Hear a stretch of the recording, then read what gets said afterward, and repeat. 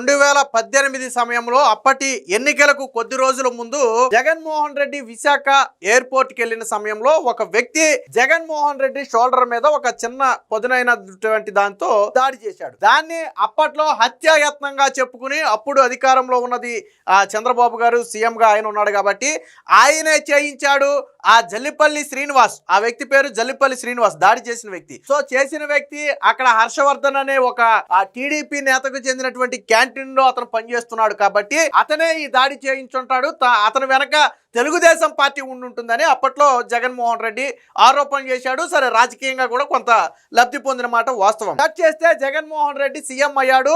ఈ కేసుని ఎన్ఐఏకి ఇచ్చారు. సో అది ఎయిర్పోర్ట్ లో జరిగిన దాడి కాబట్టి దాన్ని ఎన్ఐఏకి ఇచ్చారు. మొదట్లో ఈ కోర్టు విజయవాడలో ఉండేది, తర్వాత వైజాగ్ లో కూడా పెట్టడంతో చివరిలో ఈ మధ్య కాలంలోనే దాన్ని వైజాగ్ కూడా ట్రాన్స్ఫర్ చేశారు కేసుని. అయితే ఎన్ఐఏ దాదాపుగా 4.5 సంవత్సరాల పాటు విచారణ చేసిన తర్వాత ఏం చెప్పింది అంటే, అనేక మంది సాక్షులను విచారించి అనేక మంది వాంగ్మూలాలు తీసుకుని అనేక సీసీటీవీలతో పాటు అక్కడ ఉన్నటువంటి అప్పుడు డ్యూటీలో ఉన్నటువంటి అధికారులు కావచ్చు, ఇతరుల వ్యక్తులు కావచ్చు, అలాగే జల్లిపల్లి శ్రీనివాసు సన్నిహితులు, ఈవెన్ ఎన్ఐఏ జల్లిపల్లి శ్రీనివాసు ఇంటికి వెళ్ళి అక్కడ కూడా ఎంక్వైరీ చేసింది. సో ఆ చుట్టుపక్కల అసలు వీళ్ళ బ్యాక్గ్రౌండ్ ఏంటి, ఇంతకు ముందు రాజకీయాలతో ఏమైనా సంబంధం ఉందా, రాజకీయాల్లో ఎప్పుడైనా ఉన్నారా, సో ఇలాంటి విషయాలు, వాళ్ళ ఫ్యామిలీ పరిస్థితి ఏంటి, ఇవన్నీ కూడా ఎంక్వైరీ చేసిన తర్వాత ఏం తేల్చిందంటే దాడిలో కుట్రకోణం అనేది లేదు అని ఎన్ఐఏ స్పష్టంగా తేల్చి చెబితే జగన్మోహన్ రెడ్డి ఒప్పుకోలా.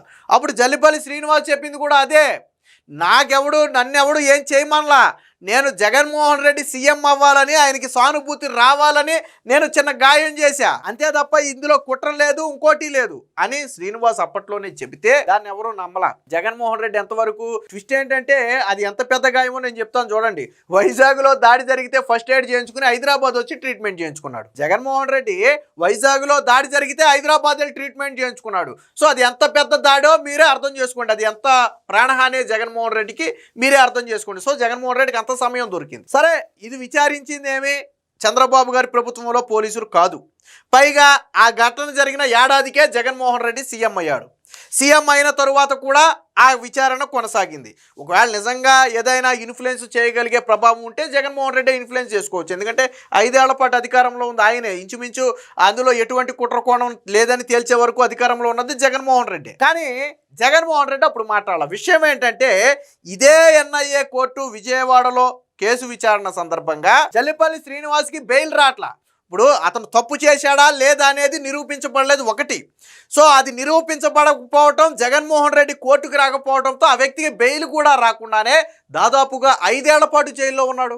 నిజంగా అందులో మొన్న న్యాయవాదులు చెప్పేది ఏంటంటే, నిజంగా ఆ వ్యక్తి దాడి చేసినా కానీ 3 నుంచి 5 ఏళ్ల లోపే శిక్ష పడద్దంట. ఆ వ్యక్తి దాడి చేశాడని తనంతటా తాను ఒప్పుకున్నాడు కాబట్టి అది క్లోజ్ చేసేస్తే కేసు, ఆ వ్యక్తి నిందితుడని కేసు క్లోజ్ చేస్తే 3 నుంచి 5 ఏళ్ల లోపే శిక్ష పడద్దంట. ఆల్రెడీ అసలు దాడి అసలు విషయమే తేలకుండా 5 ఏళ్ల పాటు శిక్ష అనుభవించాడు. వాళ్ళ తల్లిదండ్రులు, జల్లిపల్లి శ్రీనివాస్ తల్లిదండ్రులు అనేక సందర్భాల్లో జగన్ని కలిసే ప్రయత్నం చేశారు.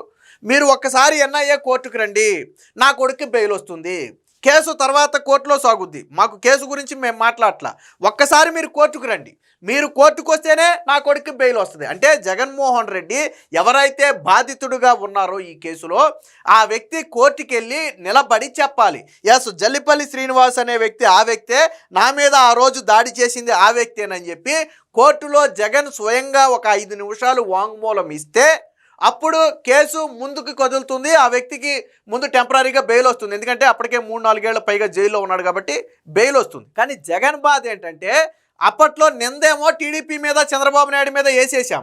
ఇప్పుడు కన్నా ఎన్ఐఏ కోర్టు కన్నా ఇందులో కేసులో ఏమీ లేదని కొట్టేస్తే అది ఎవరికి అవమానం? జగన్మోహన్ రెడ్డికి అవమానం. ఆ రోజు ఎన్నికల సమయంలో చంద్రబాబు నాయుడు మీద నరాసుర రక్త చరిత్రని ఎవరి మీద వేశారు నింద? చంద్రబాబు నాయుడు మీద వేశారు. కట్ చేస్తే ఎవరున్నారు అందులో?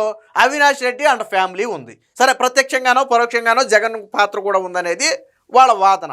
సరే, అది పక్కన పెట్టి పోలీసులు సిబిఐ చెప్పిన దాన్ని చూసుకున్నా కానీ జగన్మోహన్ రెడ్డి సొంత కుటుంబమే అందులో ఉంది, డౌటే లేదు. అవినాష్ రెడ్డితో పాటు ఆయన తండ్రి భాస్కర్ రెడ్డికి కూడా ఉంది కదా. మరి ఆ రోజు నింద ఎవరి మీద వేసాం? తర్వాత ఎవరని తేలింది? సేమ్ కోడికత్తి విషయంలో కూడా ఆ రోజు నింద చంద్రబాబు నాయుడు మీద వేసాం, ఈ రోజు అసలు ఇందులో కుట్రకోణమే లేదు అని తేలితే అది జగన్మోహన్ రెడ్డి బ్రతుకును బయట పెడుతుందని జగన్ భయం. దాంతో ఏం చేశాడు?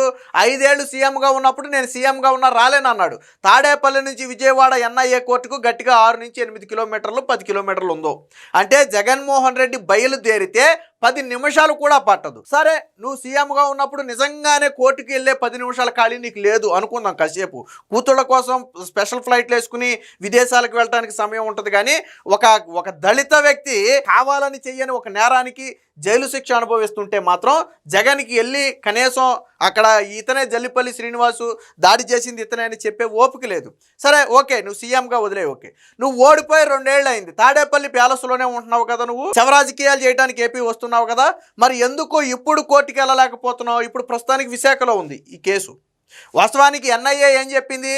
ఇంకా మీరు చెప్పుకునేది ఏమైనా ఉందా? ఇందులో కుట్రకోణం అయితే లేదు అంటే జగన్ ఒప్పుకోలా. వెంటనే ఏం చేశాడు? హైకోర్టుకి వెళ్ళాడు. నా మీద దాడిలో అసలు తూతూ మంత్రంగా విచారణ చేశారంట. 4.5 సంవత్సరాలు విచారణ జరిగితేనంట తూతూ మంత్రంగా విచారణ అంట. అరే, పినీసు గుచ్చుకున్నట్టు చేతికి గుచ్చుకున్న దీనికే నువ్వు రాద్ధాంతం చేసి ఇందులో ఇంకా కుట్రకోణం ఉంది, డెప్త్ అయిన విచారణ జరపాలన్నావు కదా.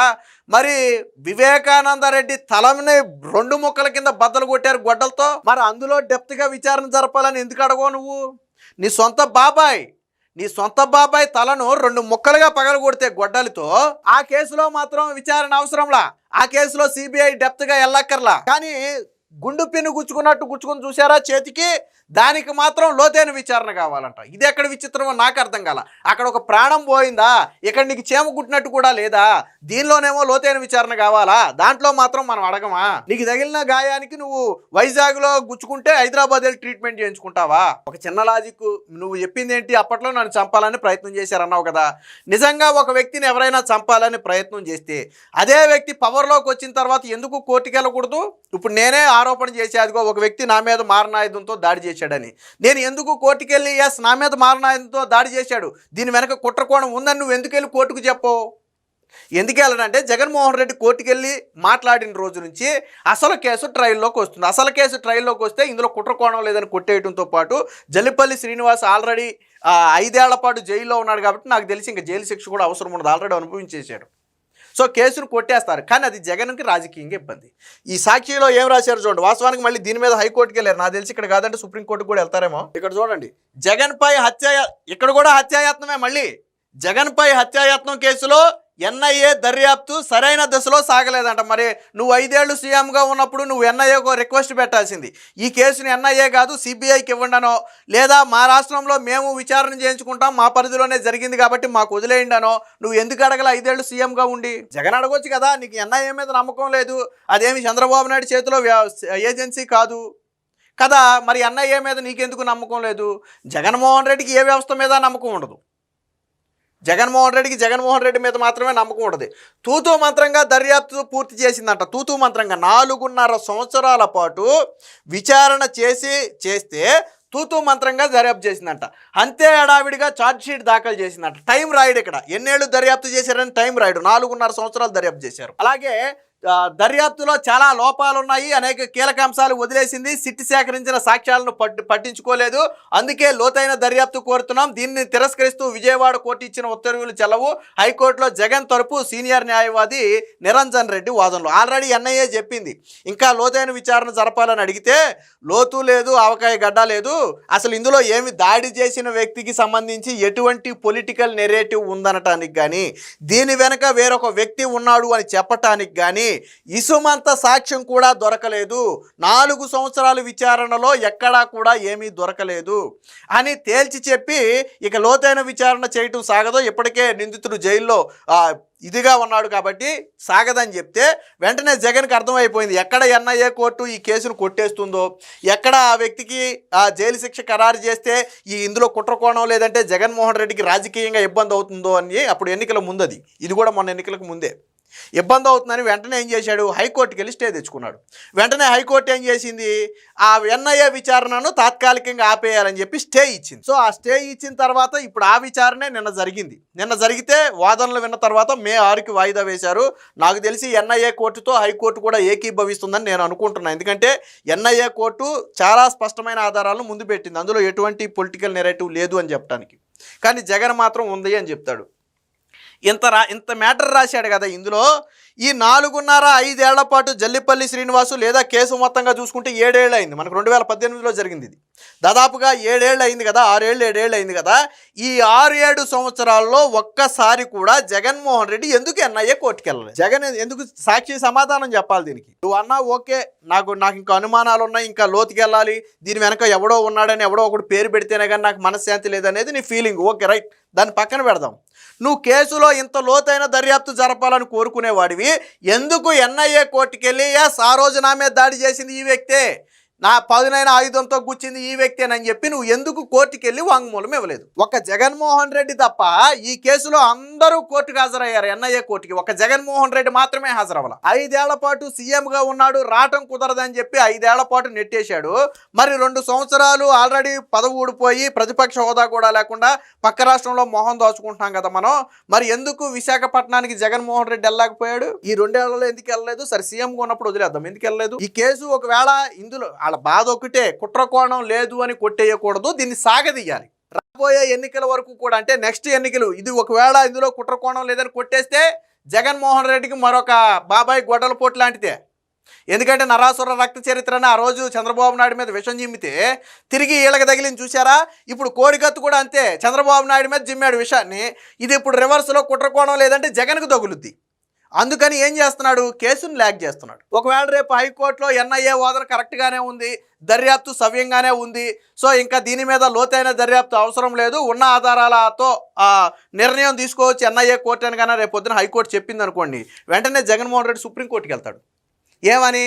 తూతూ మంత్రంగానే వీళ్ళు దర్యాప్తు చేశారు, హైకోర్టు కూడా మా వాదనలు అసలు పట్టించుకోలేదు, కాబట్టి దీని మీద మళ్ళీ స్టే ఇవ్వండానో లేదా ఎన్ఐఏకు మళ్ళీ ఒక 5-6 ఏళ్ల పాటు లోతుగా విచారణ జరపాలని చెప్పండి అని చెప్పి మళ్ళీ సుప్రీంకోర్టుకి వెళ్తాడు. నేను అడుగుతున్నా, విచారణ జరపాలని అడిగే వ్యక్తివి ఎందుకు కోర్టుకి వెళ్ళావు? నేను అడుగుతున్నా. జగన్మోహన్ రెడ్డి ఏమన్నా రాజ్యాంగానికి అతీతుడా? రాజ్యాంగ వ్యవస్థల మీద జగన్కి గౌరవం లేదా? అరే నిన్ను చంపడు, ఇక్కడ కూడా నువ్వు హత్యాయత్నం అని రాసుకున్నావు, నిన్ను చంపడానికి ఒక వ్యక్తి వచ్చాడని నువ్వు చెప్పావు, నువ్వు వెళ్ళి అదే మాట నువ్వు కోర్టులో చెప్తే ఆ వ్యక్తికి శిక్ష పడద్దు కదా, నన్ను చంపడానికి వచ్చాడు అని చెప్పొచ్చు కదా, ఎందుకు చెప్పవు? అక్కడ ఇంటెన్షన్ జల్లిపల్లి శ్రీనివాస్ అనే వ్యక్తికి శిక్ష పడటం కాదు, దాని వెనక ఎవడో ఒకడు ఉన్నాడని చెప్పడం ఆయన ఇంటెన్షన్, చంద్రబాబు నాయుడు ఉన్నాడని చెప్పడం ఆయన ఇంటెన్షన్. పాపం ఒక దళిత వ్యక్తిని 5 ఏళ్ల పాటు తెలిసి చేశాడో తెలియక చేశాడో, చేసింది తప్పే, కానీ 5 ఏళ్ల పాటు నిజంగా ఆ రోజు